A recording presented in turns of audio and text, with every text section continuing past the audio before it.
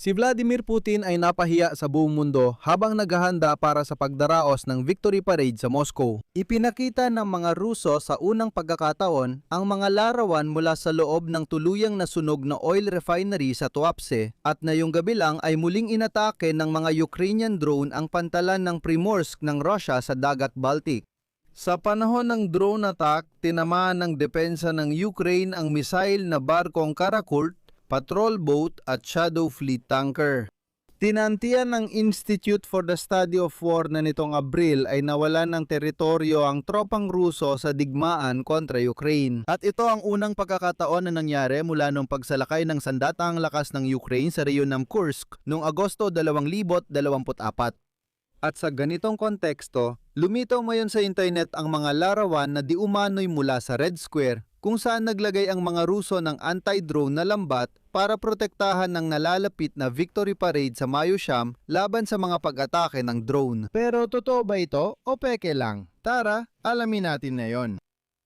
Ang pangalan ko ay Alexi Pechi. Tara't pag-usapan natin ang paksang ito. Pero bago tayo magsimula, hinihiling ko na mag-subscribe kayo sa channel na ito, i-like ang episode at mag-iwan ng kahit anong komento sa video na ito. Mag-subscribe din kayo sa aking Telegram channel na Pechi News. Ang link ay nasa video description. Doon kami nagpo-post ng balita agad kapag may bagong impormasyon. Sige, sisimulan ko na sa balita tungkol sa Victory Parade sa Mayo Siyam sa Moscow ngayong taon. Ayon sa kaalaman natin, sa unang pagkakataon sa loob ng 19 na taon, walang military na kagamitan sa Victory Parade sa Moscow. Kinumpirma ng Ministry of Defense ng Russian Federation na ngayong taon sa Victory Parade sa Red Square, walang parada ng military na kagamitan, sasakyang panghimpapawid at wala ring mga kadet mula sa Suvorov, Nakhimov na paaralan at mga cadet corps. Makikita lang ang kaawa-awang hanay na nagmamartsang mananakop. Yun lang. Hindi rin tiyak kung si Vladimir Putin ay lalabas mismo sa Red Square. At sa gitna ng mga ganitong balita, noong ika-3 ng Mayo, naglabas ang mga Ukrainian at Russian na Telegram channel ng larawan kung saan makikita ang anti-drone na lambat na nakalatag sa ibabaw ng Red Square sa Moscow. Ipinapakita ng larawan ang paghahanda ng Moscow para sa parada sa Mayo Siyam. Siyempre, malinaw na natuwa ang mga Ukrainian sa ganitong balita dahil ipinapakita nito ang takot na namayani sa isipan ng mga Russian. Ngunit hinihikayat ko kayong mag-isip ng maayos. Peke ang larawang ito. Isa sa mga unang nag-post ng larawang ito ng Red Square ay si Sergei Sternenko, tagapayo ng Ministro ng Depensa ng Ukraine. At sa larawan, makikita na ang mga anti-drone na lambat na ginagamit din sa frontlines ay inilagay sa ibabaw ng Red Square. Kita naman na ang larawang ito ay malinaw na ginawa gamit ang artificial intelligence. Ilang pagkakamali sa larawan ang nagpapakita nito. Halimbawa, sa larawang ito, wala ang mausoleo ni Lenin. At ang mismong plaza ay mukhang medyo iba kumpara sa totoong itsura nito. Halimbawa, imbes na makasaysayang museo, ang ipinakita ay ang katedral ni San Basilio kahit na sa totoong buhay nasa kabilang dulo ito ng plaza. At dagdag pa, ang pulang plaza ay sarado na ng ilang araw. Sa tingin ko, mula pa noong ika-29 ng Abril, kaya imposibleng may mga taong namamasyal doon. Naiintindihan ko na parang banal na gawain ang pagtawa sa mga hindi sibilisadong, hindi naliligo na Ruso. Pero mahalagang wag masyadong malulong. Gayunpaman, lalo pang lumalala ang sitwasyon ni Vladimir Putin sa digmaan. Una sa lahat, may lumabas na tatanging makuha sa internet na kinunan mula sa loob ng isang fire truck na dumadaan mismo sa teritoryo ng pasilidad ng pagpoproseso ng langis sa Tuapse matapos ang magkakasunod na drone attack. Itong video na ito ay malinaw na nagpapakita na ang isa sa pinakamalalaking industrial na pasilidad sa timog ng Russia ay halos naging guho na. Panurin muna natin ang video na ito. Pero bago yon, gusto kong sabihin na kahapon, sinabi ng isang opisyal sa rehiyo kinaroroonan ng Tuapse na peke lang daw ang lahat ng ito. Bakit ninyo iniisip na nasusunog ang refinery, imbakan ng langis at pantalan? Sabi niya, hindi, gawa-gawa lang ito ng tusong Ukraine. Ang mga taga-Tuapse raw ay inuugnay ito sa mga drone, ibig sabihin sa mga tangke ng Masut. Tapos babagsak ang drone, kakalat ang Masut at magliliyab. Makikita mo ang itim na ulap ng usok sa lungsod. Pero hindi oil refinery ang nasusunog, kundi mga tangke ng Masut. At naiintindihan mo kung gaano kabobo ang tingin ng opisyal na ito sa mga Ruso sa mga taong ito. Kasi sinasabi lang niya, hindi, yung nakikita nyo sa sarili ninyong mga mata, wala yon. Ito ay mga drone na may dalang masut na nasusunog. Panoorin natin ang video mula sa loob ng fire truck sa refinery ng langis sa Tuapse.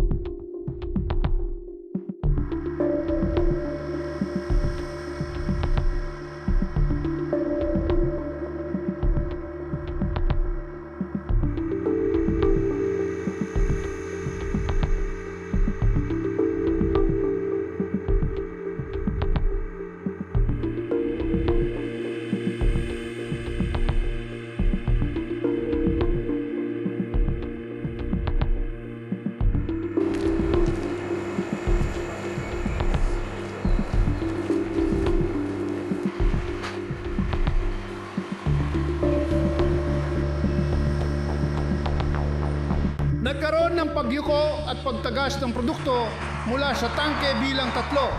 Kaya't ang nasusunog na langis ay kumalat sa kalsada at ilang sasakyan at mga kadamitan sa pagpapatakbo ay nasira. Sa ngayon, kontrolado na namin.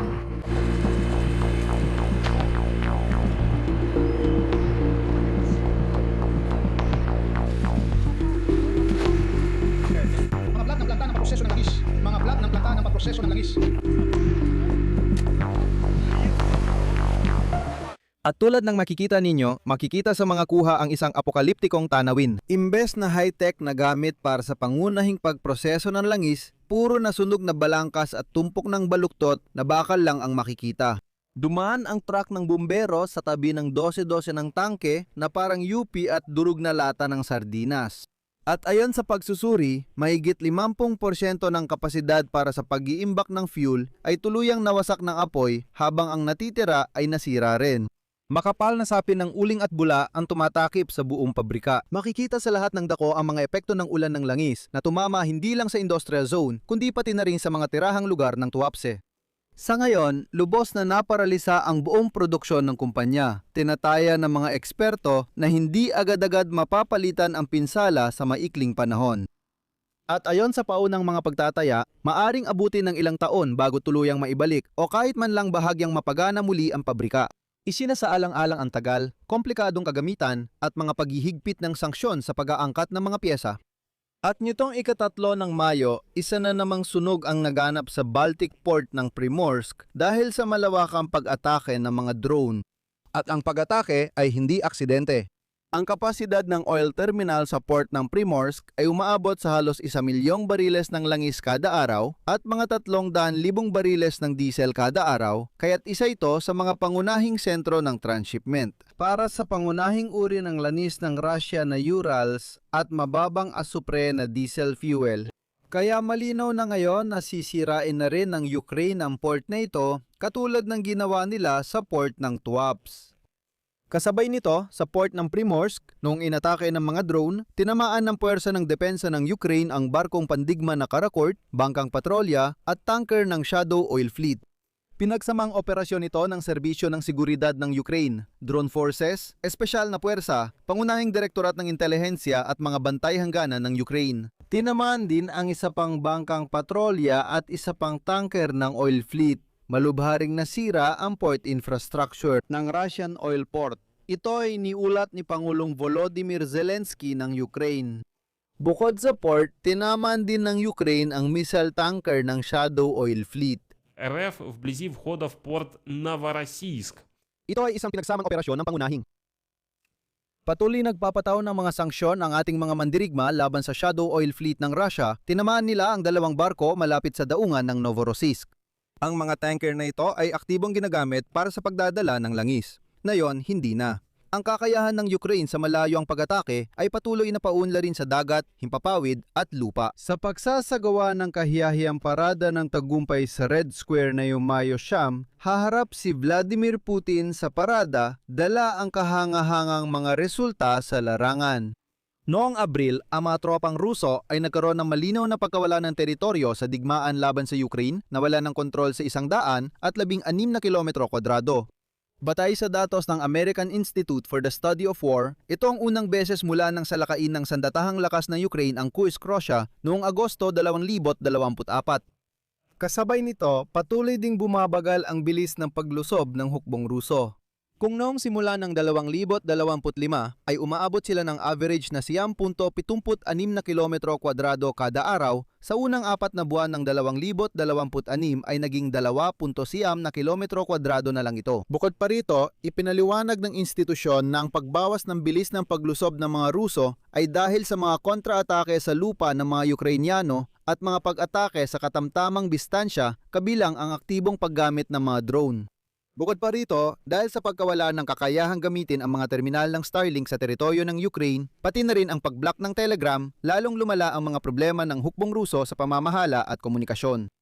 Pero dito, gumamit ng pakana ang mga Ruso. Paglika ng magandang imahe, sunod, magbibigay ako ng CP mula sa Institute for the Study of War.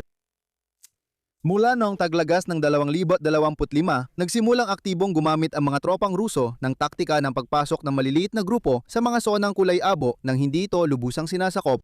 Ginadamit ng Ministry ng Depensa ng Rusya ang mga operasyong ito para magmukhang umusad sa lahat ng bahagi ng harapan at makapag-ulat ng tagumpay sa Kremlin.